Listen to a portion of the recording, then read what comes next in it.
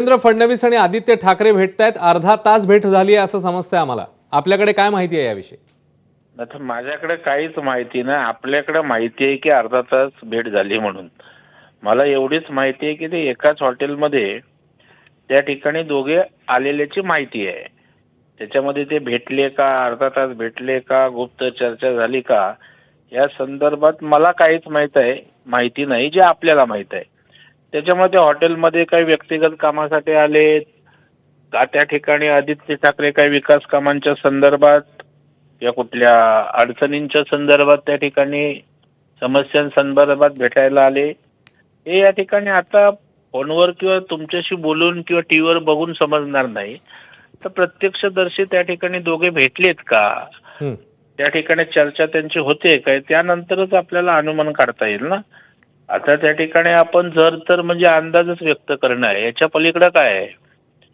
त्याच्यामुळे संदर्भ लावणं हे आपलं काम आहे. आपण अर्धा तास चर्चा झाली असं अधिकारवाणीनं सांगताय, त्याच्यामुळे आपल्याला जास्त माहित आहे. मला त्याचं माहीत नसल्या कारणानं मी काय बोलणार त्याच्यावर. दरेकरजी, पण अधिवेशनात एक प्रकारे आपण बघितलेलं होतं, भेटीगाठी झालेल्या होत्या उद्धव ठाकरे आणि फडणवीसांच्या. त्यानंतर फडणवीसांनी अधिवेशनामध्ये असं म्हटलं देखील होतं, तुम्ही या बाजूला याचा विचार करू शकता, तुमचा वेगळ्या पद्धतीने विचार होऊ शकतो.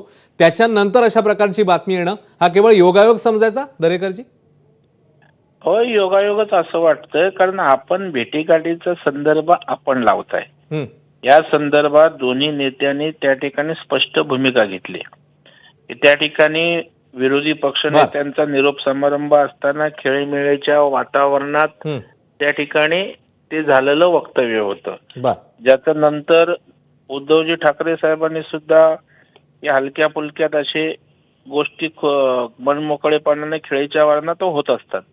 आणि त्याच्यामुळे दोघांनी या विषयाचं त्या ठिकाणी त्यांची भूमिका मांडलेली आहे, त्याच्यामुळे ते विषय स्पष्ट झालेले आहेत. आता तुम्हीच त्या दोन्ही विषयाचा पुन्हा संदर्भ घेणं, पुन्हा आदित्य ठाकरे सिक्वेन्स तसा घडला दरेकरजी, म्हणून आम्ही फक्त आपल्या समोर मांडतोय हे. आपण आता स्पष्टीकरण देत आहे त्याच्यावर. ठीक आहे, ठीक आहे दरेकरजी, खूप खूप. हा दरेकरजी, पूर्ण करा प्लीज. दोघांनी त्या संदर्भात सांगितलेलं आहे. आता आदित्य ठाकरे भेटले की नाही हेच माहित त्या ठिकाणी नाही. ठीक आहे, तरी पण आपण अर्धा तास त्या ठिकाणी भेट झाली असं सांगताय. त्याच्यामुळे आता माझ्यापेक्षा आपल्यालाच जास्त माहित आहे. त्यामुळे आपण जे सांगणार ते मी ऐकणार, त्याच्यावर बोलणार, याच्या पलीकडे काय. धन्यवाद दरेकरजी. येणाऱ्या काळामध्ये कदाचित या सगळ्या गोष्टी ज्या त्या स्पष्ट होतील की नेमके कोण कोणाला भेटते आणि काय घडतंय. तुर्तास धन्यवाद, आपण सविस्तरपणे आमच्याशी बोललात त्याच्याबद्दल. आपले प्रतिनिधी प्रशांत बडे देखील आपल्या सोबत होते, त्याचेही धन्यवाद. वेदांत नेबनी देखील आपल्याला माहिती दिली, वेदांतचे देखील धन्यवाद.